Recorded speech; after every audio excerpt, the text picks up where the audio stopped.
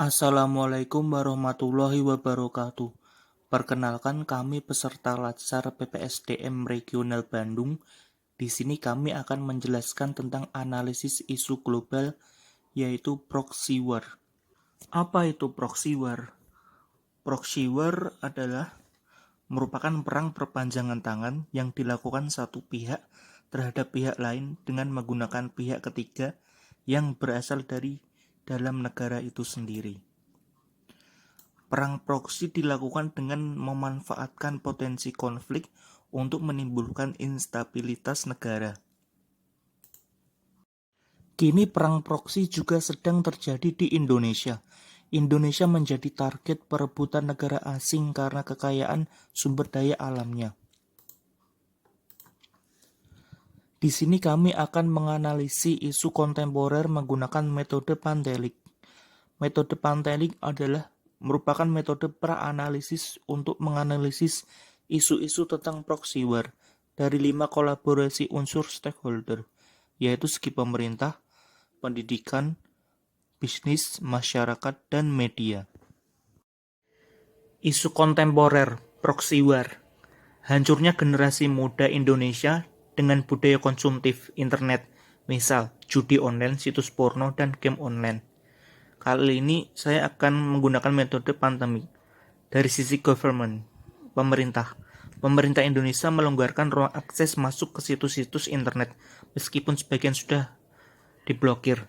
Akan tetapi sebagian besar masih banyak situs-situs yang negatif yang belum diblokir. Dari sisi akademi, kurangnya pengaruh dan kekuatan akademisi dalam pembelajaran mengenai internet yang positif. Dari sisi bisnis, banyaknya dukungan para pemodal kepada pemerintah atau pihak ketiga agar dapat melancarkan situs-situs internet dari negara asing yang masuk ke sistem internet di Indonesia. Dari sisi community, masyarakat, banyaknya masyarakat yang masih awam dengan internet sehingga belum pandai dalam melakukan internet yang positif. Dari sisi media, tertutupnya media yang dapat memberitakan kejadian tersebut karena pengendalian informasi berita yang diberikan kepada masyarakat oleh orang yang mempunyai kepentingan. Isu kontemporer mengenai maraknya berita hoax di media sosial. Yang pertama, dari sisi government. Pemerintah kurang cepat dalam menangani berita-berita palsu atau hoax yang sudah tersebar di masyarakat, sehingga menimbulkan keresahan di masyarakat. Lalu yang kedua, dari sisi akademis, tidak adanya pembelajaran mengenai etika bermedia sosial yang baik. Pendidikannya hanya berfokus pada pengembangan teknologinya saja.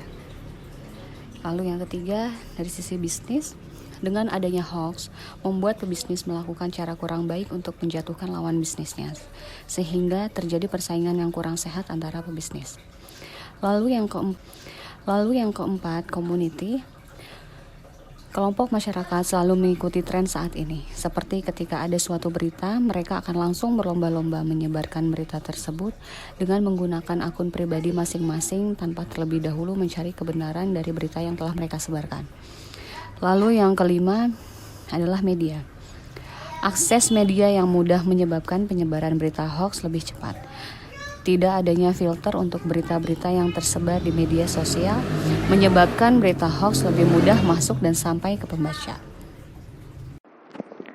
Isu kontemporer mengenai peredaran narkoba. Dari sisi government, yang pertama sempitnya lapangan pekerjaan.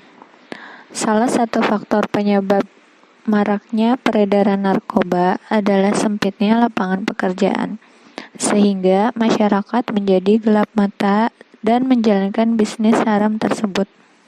Yang kedua yaitu masih lemahnya pengawasan dan penegakan hukum. Lalu dari sisi akademi, kurangnya pengawasan dari sekolah, kurangnya literasi bahaya narkoba, dan kurangnya sosialisasi bahaya narkoba. Dari sisi bisnis, narkoba merupakan bisnis yang sangat menguntungkan.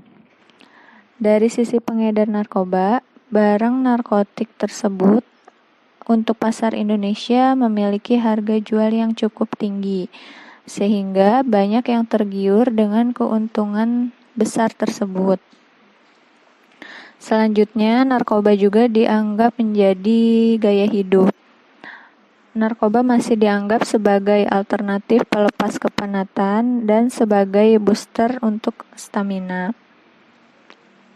Selanjutnya dari sisi community, masih banyak keluarga pecandu yang enggan melapor sehingga berdampak pada penanganan narkoba tersebut. Anggota yang memiliki ketergantungan kerap kali dianggap menjadi aib sehingga keluarga enggan melapor. Hal ini menyebabkan maraknya penggunaan narkoba di Indonesia. Lalu selanjutnya masih ada oknum yang terlibat dalam peredaran narkoba. Lalu dari sisi media, yaitu kurangnya optimalisasi pemanfaatan media dalam sosialisasi bahaya narkoba. Seringkali dalam pemberitaan, media lebih menonjolkan nilai rupiah dari narkoba tersebut dibandingkan dengan sisi pencegahan atau dampak dari narkoba, sehingga masyarakat bisa teredukasi. Selanjutnya, metode yang akan kami gunakan adalah analisis pemecahan isu dari beberapa isu dengan menggunakan metode USG. Di antaranya sangat tidak mendesak, cukup mendesak, sangat mendesak. Yang pertama ada urgensi.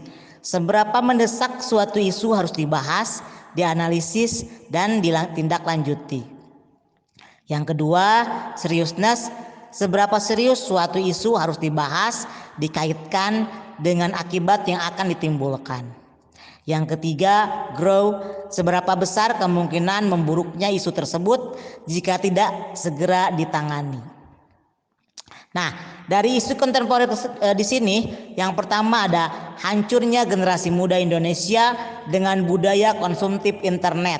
Di antaranya judi online, situs porno, dan game online. Urgensinya 3 poin, seriousness-nya 4 poin, dan grow-nya 5 poin dengan skala prioritas 12. Yang kedua, peredaran narkoba dengan urgensi 3 poin, seriousness 3 poin, dan grow 3 poin dengan prioritas 9. Dan yang ketiga, maraknya berita hoax di media sosial dengan urgensi 2 poin, seriousness 3 poin, dan grow 4 poin dengan skala prioritas 9 poin. Dari ketiga isu kontemporer tersebut, yang paling besar prioritasnya adalah hancurnya generasi muda Indonesia dengan budaya konsumtif internet, diantaranya judi online, situs porno, dan game online. Dengan skala prioritas 12, peringkat pertama. Selanjutnya, kami akan menggunakan diagram fishbone untuk menguraikan penyebab terjadinya isu tersebut. Di antaranya ada 4 kategori. Yang pertama man, yang kedua metode, yang ketiga material, yang keempat mesin. Nah, kategori dari manusia yaitu kurangnya pengawasan orang tua dan kurangnya pondasi agama. Kategori dari metode, adanya penyimpangan pergaulan. Kategori dari material, banyak situs-situs negatif yang belum sepenuhnya terblokir. Dan kategori mesin, perangkat memadai atau komputer memadai, banyak internet atau warnet di sekitar pemukiman.